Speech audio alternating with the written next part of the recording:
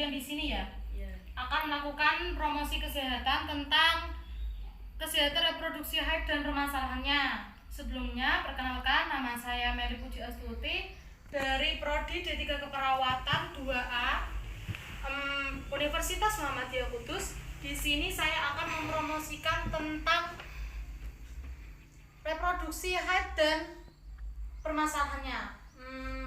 Teman-teman semua, apakah kalian sudah mengetahui apa itu menstruasi? Sudah mengalami menstruasi? Biasanya berapa hari, Dek, kalau menstruasi? Berapa hari? 1 minggu. Kamu, Dek? 1 minggu. Kamu, Mbak? 1 minggu bisa lebih. 1 minggu. Oh iya, itu dalam jangka yang bagus ya. Itu termasuk kategori masih normal ya. Nanti di sini saya akan membahas tentang apa itu reproduksi, apa itu haid, dan apa saja permasalahan-permasalahan dalam haid itu ya.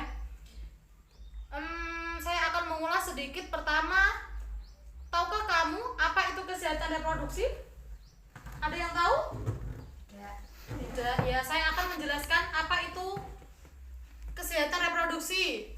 Kesehatan reproduksi itu bukan hanya tidak sakit ya, atau tidak punya penyakit dalam reproduksi, seperti itu bukan. Bukan hanya itu saja, tapi kesehatan reproduksi adalah kesehatan secara fisik, mental, dan kesehatan sosial secara utuh pada semua hal yang berhubungan dengan sistem dan fungsi serta proses reproduksi. Dan bukan hanya kondisi yang bebas dari penyakit dan kecacatan. Itu menurut BKKBN tahun 2012.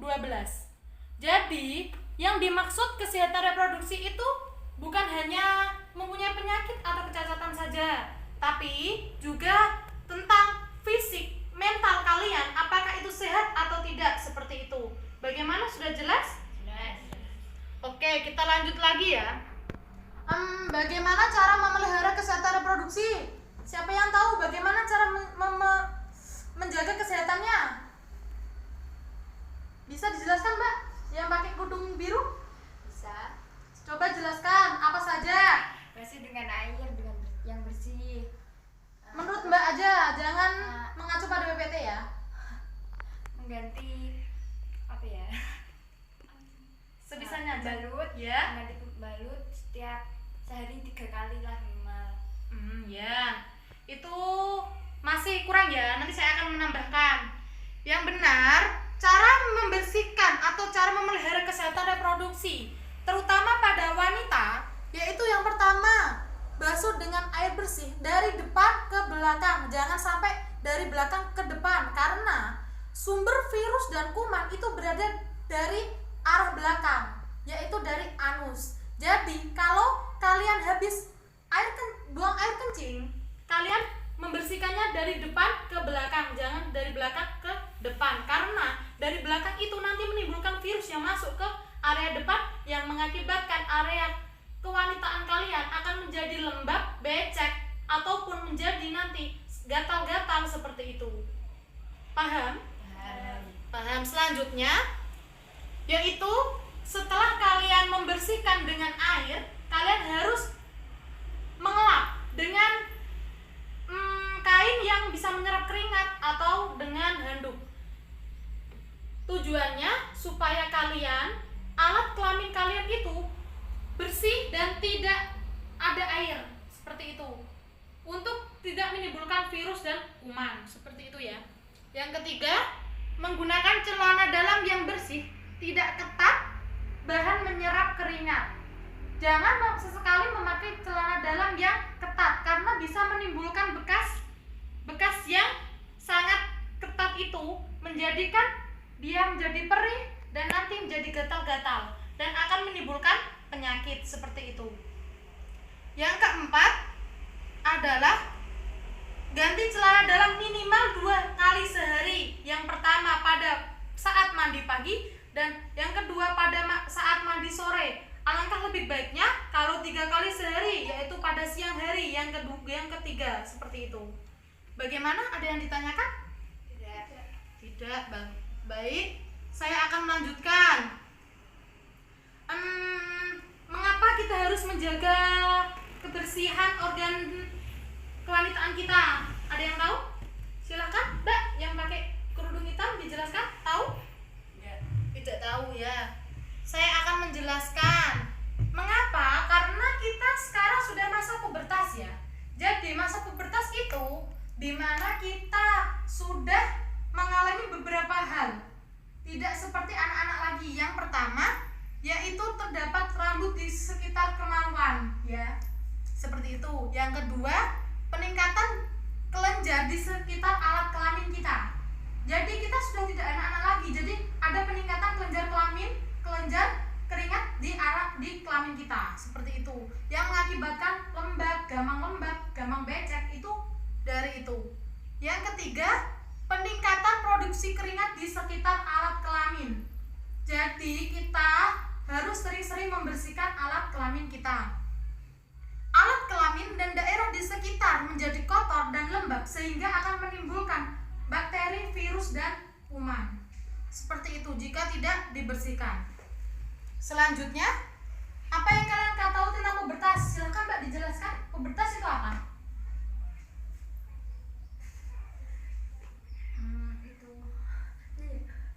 Gak apa-apa, jelaskan saja. Permasa perubahan dari anak-anak ke dewasa. Ya benar. Nanti saya akan menambahkan lagi ya Mbak ya. Yang disebut pubertas adalah suatu tahap perkembangan di mana seorang individu belum dewasa dan mendapatkan ciri-ciri fisik dan sifat yang memungkinkan untuk mampu bereproduksi.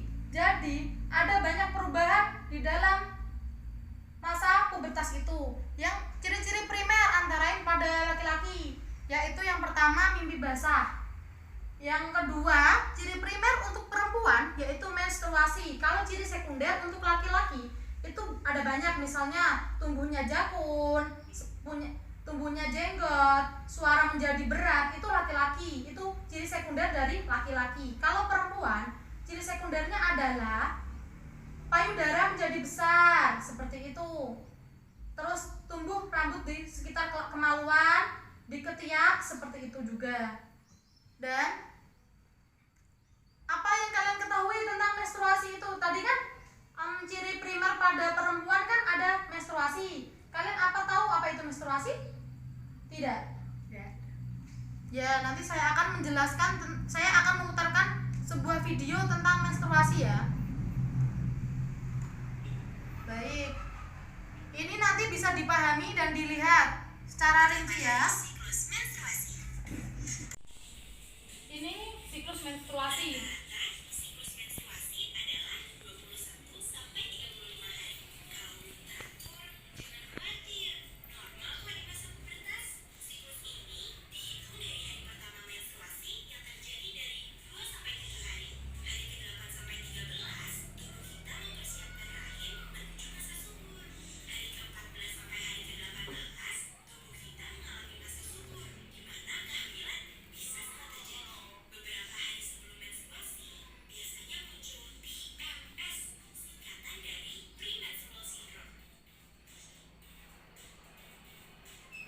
Kalian tahu apa itu PMS?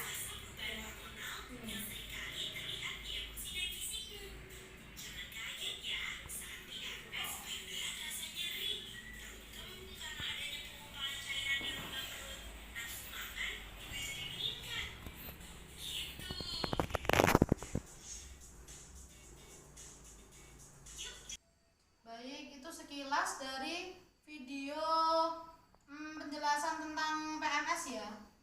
PMS dan proses menstruasi, yaitu luruhnya darah dari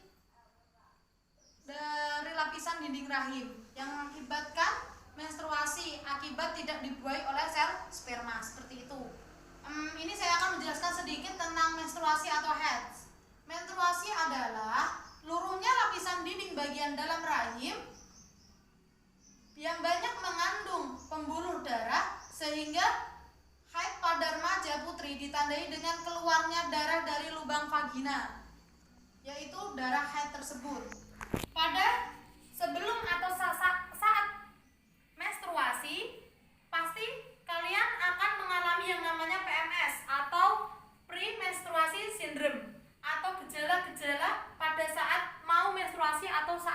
menstruasi. Gejalanya apa saja? Biasanya Mbak kalau menstruasi, sebelum menstruasi itu apa saja gejalanya? Sakit perut, Terus? terus nyeri di bagian payudara, Mhm. nyeri di bagian sini loh, punggung. Mhm. Udah sih. Sakit Kalau Mbak kepala E? juga kadang. Kalau Mbak E? Apa? Sakit kepala? Ya? Iya, Sakit perut? iya. Kalau Mbak E apa Mbak? Biasanya? Merasa pegal-pegal, Mhm. Terus? sakit perut, Terus? Udah. Kalau Mbak E apa Mbak? sakit perut, Mhm. kepala pusing, Mhm. emosian. Emosian, iya benar sekali. Di sini ada beberapa gejala. Tidak saya menyebutkan hanya beberapa saja ya. Yang pertama keluhan fisik, yaitu seperti pegal-pegal tadi, sakit punggung, itu adalah gejala dari PMS. Yang kedua, perasaan masa bergerak, badan menjadi lemas serta mudah merasa lelah. Kayak serasa kita tuh malas mau ngapain-ngapain itu malas. Mager ya, benar. Terus kita mudah merasa lelah, sedikit-sedikit lelah, sedikit-sedikit lelah seperti itu. Yang ketiga, buah dada nyeri, terus tegang dan sakit jika disentuh. Buah dada kalian kalau mau PMS itu tuh kadang-kadang kalau rasanya itu nyeri gitu. Nanti kalau kepegang nggak sengaja itu rasanya sakit seperti itu, bukan? Ya. Yang keempat, mengalami kram perut yang atau disebut juga namanya dysminor, yaitu ya kebanyakan orang itu mengalami hal tersebut. Yang kelima, kepala nyeri atau pusing. Yang keenam, pinggang terasa pegal, emosi menjadi labil. Biasanya kita mudah marah, mudah ya sensitif, benar, perasaan negatif kepada orang-orang di sekitar kita. Terus dalam kita belajar itu menjadi kurang berkonsentrasi karena mengalami nyeri perut tersebut atau sakit-sakit yang lainnya itu. Yang kedua, masalah-masalah dalam menstruasi. Biasanya masalahnya apa Mbak? Kalau Mbak E, biasanya masalahnya apa? Headnya nggak lancar. Nggak lancar, ya. Kalau Mbak E, nyeri perut? Iya. Ya. Kalau Mbak E, sakit perut? Iya. Kalau kamu apa? Pegal-pegal tadi. Iya. Ya. Di sini saya akan cuma menjelaskan dua, yang sering dan sangat pasti dirasakan oleh perempuan. Yang pertama, nyeri saat menstruasi atau dysminor, yaitu nyeri dirasakan pada perut bagian bawah yang kemudian dapat menyebar ke pinggul bagian dalam paha. Gejala ini tidak membahayakan kesehatan. Maka kalau kita nyeri perut, pasti kita merasakan pinggul kita kayak pegal-pegal seperti itu, bukan? Ya, itu adalah yang dinamakan nyeri saat menstruasi atau dysminor. Yang masalah kedua adalah amenorrhoe atau tidak mendapatkan haid sama sekali, yaitu biasanya dialami oleh orang yang selaput darah tidak berlubang. Biasanya keadaan ini diketahui bila cewek sudah waktunya mens tapi dia belum mendapatkan menstruasi tersebut. Dia mengeluh sakit perut setiap bulan karena tidak bisa menstruasi karena selaput darahnya tidak berlubang. Salah satu cara untuk bisa menstruasi adalah dengan operasi untuk melubangi selaput darah tersebut untuk bisa mendapatkan menstruasi seperti itu. Tapi semoga kita semua tidak mengalami hal tersebut ya, karena kalian semua sudah menstruasi kan? Iya. Baik. Dan bagaimana cara menghilangkan keluhan-keluhan tersebut saat menstruasi? Kalau Mbak bagaimana caranya? Kalau di rumah biasanya bagaimana? Rebahan. Kalau Adek? Tiduran. Kalau kamu? Olahraga. Kalau kamu? Berolahraga juga? Iya. Ya baik. Lantas bagaimana caranya?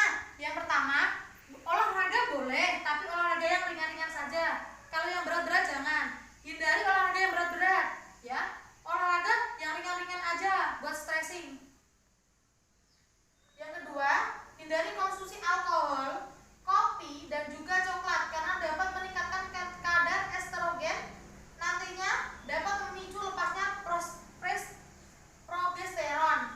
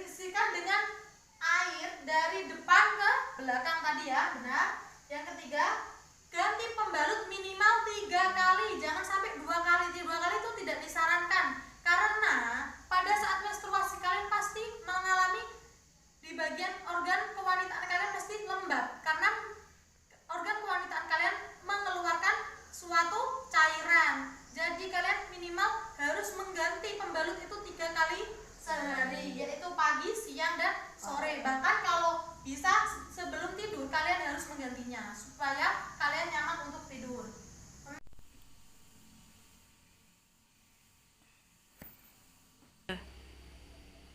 Silakan yang mau bertanya, tunjukkan tangan. Ya. Berapa lama menstruasi yang normal? Oh iya. Ini nanti saya akan langsung menjawab atau gimana, saya langsung jawab aja ya. Ya. Menstruasi yang normal itu sekurang-kurangnya adalah sehari semalam sampai dengan 14 hari. Kalau lebih dari 14 hari itu tidak normal ya, dan bisa diperiksakan ke tim kesehatan seperti itu. Bagaimana, udah paham? Ya. Udah. Siapa lagi? Saya. Ya, silakan. Rata-rata usia berapa menstruasi? Oh ya. Menstruasi itu rata-rata dari usia 13 sampai dengan 20 tahun. Ada lagi yang bilang dari usia 10 sampai 25 tahun. Kita ambil tengah-tengah aja, yaitu 13 sampai dengan 20 tahun. Yaitu pada masa pubertas tersebut ya. Begitu. Bagaimana? Udah jelas? Ada yang ditanyakan lagi? Tidak? Ya udah. Kalau tidak, saya akan sedikit meringkas dari materi tadi semuanya. Yang pertama adalah menstruasi. Menstruasi dialami oleh wanita dari usia rentang usia 13 sampai dengan 20 tahun umumnya ya. Terus kemudian yang kedua, cara menjaga organ reproduksi kita. Yang pertama tadi membasuh dari depan ke belakang seperti itu. Terus mengganti pembalut minimal 3 kali sehari seperti itu. Terus apalagi? Udah? Udah. Baik, terima kasih atas waktunya dan kerjasamanya. Kurang lebihnya saya mohon maaf. Nanti kalau ada yang bisa ditanyakan lagi, bisa tanyakan lagi saya langsung ya. Kurang lebihnya mohon maaf. Wassalamualaikum.